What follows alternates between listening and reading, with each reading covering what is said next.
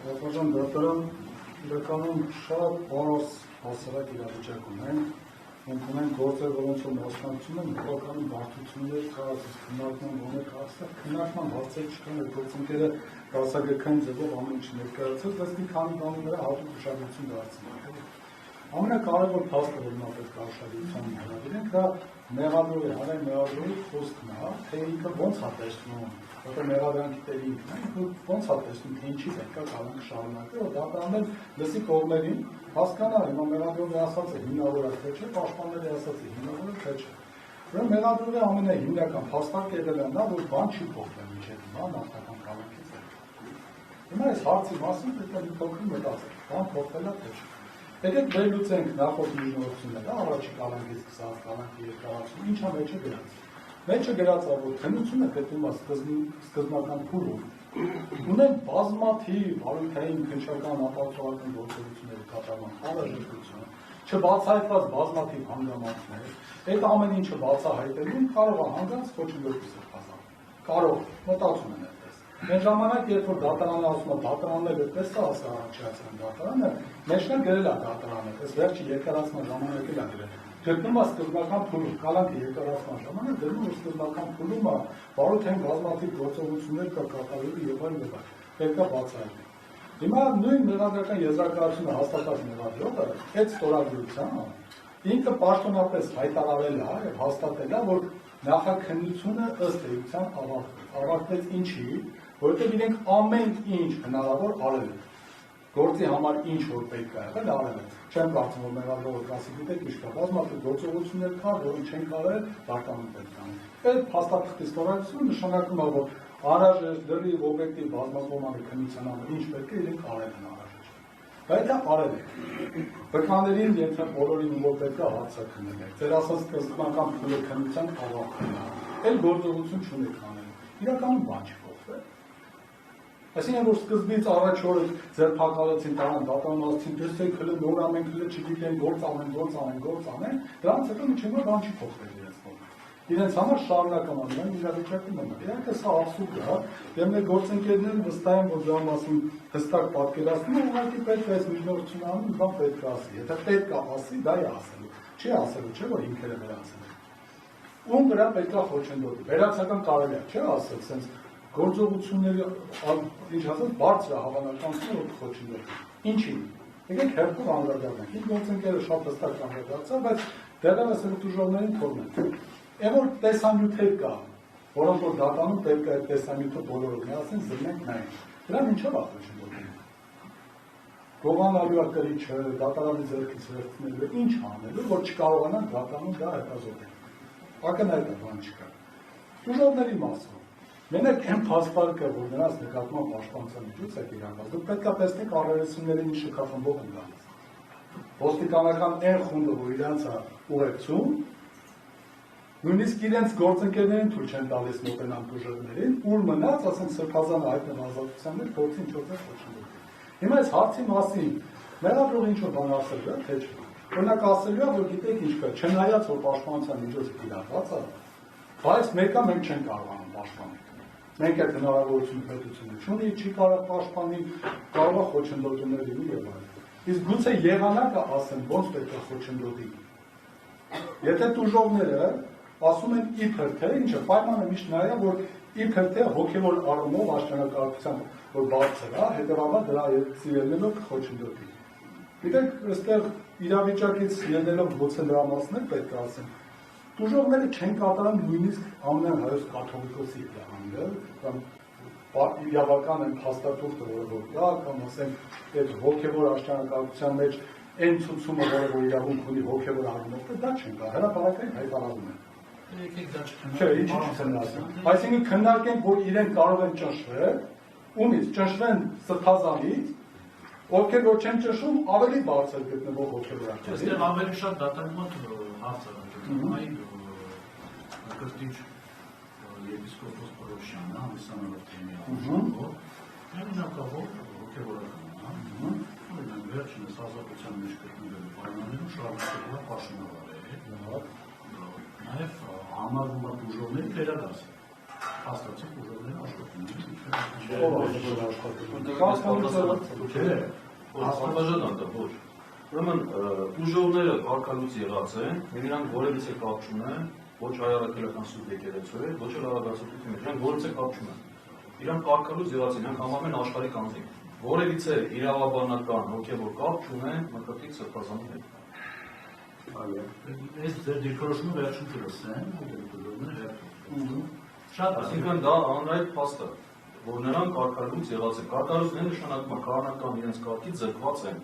Չէ, ես փաստացի պարոն Ծովյան, փաստացի վերջին օրինակ, Հովանավանքում աշխատանքային թե չէ։ Պատվական դատան, աշխատանքի չի այցելում, ինքը Հովանավանքը զավթել է, դրա կապված դատական։ Չէ, ինքը Հիմա ստեղ չենք հավաքվել, որ որոշենք դուք եք հաստատից պարզաբանում դու վերադասով հասկանալ։ Պատվական դատարան, եթե պատկերացեք, հա, դու աշխատանքային հարաբերություն չի, բայց եթե մեկին աշխատանքից ազատել են, իրավաբանական կապ չունի, նա չի ենթադրվում, չէ՞, որ իր վերադասի հրամանել։ Այդ նա չի աշխատում։ Դրա դեպքում հոգևոր կարգավիճակից զրկված է, նա այլևս պարտավոր չէ ենթարկվել հոգևոր վերադաս իշխանությանը։ Ավելին փաստացի չէ ենթարկվում։ Որտեղ վերադաս իշխանությունը հոգևոր ասել է Հովանավանքը վերադարձրել եւ ապօրինի ծիսական արարողությունը մի կատարել, բայց իրենք չեն ենթարկվում։ Այսինքն եւ փաստացի չեն ենթարկվում։ Եվ իրավաբանորեն, այսպես ասած, իրենք կարգալուց եղած են, իրենք որևիցե կապ չունեն։ Ու այդ հանգամանքը, եթե դատան նման փաստ ցանկան հաստատալ, առնվազն պետք է դրա իրավաբանական հիմքը տեսնի։ Իրենք կարգալուց եղած անձիկ են, իրենք եկեղեցու հետ կապ չունեն։ Դա փաստ է, դա եւ իրավաբանական փաստ է, փաստացի այդպես։ Մենք հասկանում ենք դուք ինչ եք պատերության մեջ իրավական առումով, որտեղ այն ինչ որ տեղի ունեցել իրավական չի,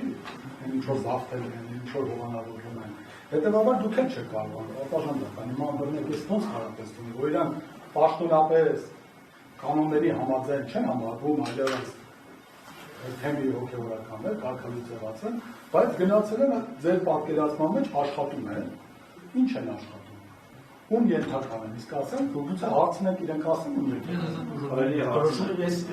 Չէ, սա հրապարակային ասում, որ հասկանենք, իրենք ում ենթարկան են ընդհանրապես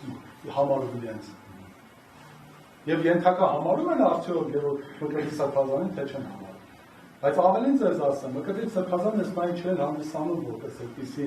թեմի առաջնորդային առումով, որ վարչական խորհուրդ կա նշանակված, ովքեր որ նրա լիազորությունները իրականացնում են։ Այսինքն այս բանին ինքը լիազորություններն է որպես այդպիսին չունի, եթե նույնիսկ ազատության մեջ հայտնվի, այդ լիազորությունները չունի։ Բայց այն մարդիկ, ովքեր որ պետք է վարչական խորհրդին ուժովները ենթարկվեն, չեն ենթարկվում։ Այսինքն կարևոր է թե ով է ղեկավարը, եթե ղեկավար դիրքով ելնելով պետք է հեղինակությամբ ասեն, հենա կա վարչական խորհուրդը եւ այդ խորհուրդները, իսկ խորհրդի անդամներին չեն թողում օգտվելով առիթից ստեղծված իրենց կողքը միջավայրը չեն թողում որպեսզի բնականon հոգևոր ծառայություն իրականացնեն։ Ու մենք պետք է մտածենք, որ իրենք ինչ որ բանից կաշխատում են եւ ի վերջո պատվազան դատան։ Մենք այս տիպի գործերը դրանք չունենք իրականություն սկսել։ Դուք իրավունք չունեք եւ չեք կարող հաշվի չառնել, թե դժողներ այս բան ինչ վարկագիծ են դրսևորում։ Ես այս բառը չեմ խուսափի ասել, այն հանդուգն վարկագիծը որ իրենք են դրսևորում հրապարակային եւ օրինախախ որի շուրջ մենք նաև իմ գործընկերը նաև նշեց, որ իրավական գնահատական չեն կարող չտան, ոչ չտան։ Օրինակ ոչ չտան, մենք ասենք, որ դժողները, վայ, ես ինչ մեղք են, հեսա մկրտիչ սրբազանը դուրս կգա խոչընդոտի, բայց չտենակ իրանք ինչ կա։ Կարող է իրանք են հանգած ճնշում գործադրելու։ Կա տենց հավանականություն, որ հաշվի առնելով այսօրվա իրենց կողքը դրսևորված իրավիճակը, դրանից ելնելով իրենք փորձեն ճնշում գործադրել, չեն մտածում դրա մասին։ Բա ոնց մենք հասկանանք, այսինքն դժողի վարկագիծը եւ էությունը չընկալելով, մենք հասկանանք իր վրա ճնշում կլինի, թե չլինի։ Ի վերջո, եկեք դրան էլ հեսա կանդրադառնանք։ Դա եկեք պատկերացնենք, որ դատանիզմով սենց ինչ որ անորոշ, ինչ որ սենց ենթադրություն կառաջանա, որ կարող է հանգած ոչնչության հավանականություն կա։ Իսկ աստիճանը, այսինքն նախաքննության փուլում ավարտից հետո, առերեսումներից հետո, հիմա դրանք բոլորը տարբեր չեն աստիճանները։ Չնայած մեղադրողը ասում է, որ աստիճանը նույնն է բան չի փոխվել, Բայց դրա համար հստակ սահմանադրական դատանի, վճարաբեր դատանի, եվրոպական դատանի իրավական դիրքորոշումներ կան։ Եկեք մի հատ ընթերցեմ, որ հետո այնպես չլինի, որ ուղղակի sense ասեցի ու անցեմ։ Մի հատ այս մասը ընթերցեմ, որ տեսեք Խանզադյանն ընդդեմ Հայաստանի գործով եվրոպական դատային որոշման ոչ տրամաբանությունն է կարդում, կայանում է նրանում, որ նախնական փուլում մեղադրների նախկինով զբաղեցած պաշտոնը կարող է լինել էական գործում, նախնական փուլում, ազատությունից հարցի սահմանափակման հետ կապված, առավել ևս, եթե օրինակ վարակը վերաբերված արարական պարտականությունների։ Իսկ երբ առկա է իրական վտանգ, որ հենց այդ պաշտոնի գլխով հեղինակությունն է կարող է քննության փուլում օրինակ օգտագործել եւ այլն։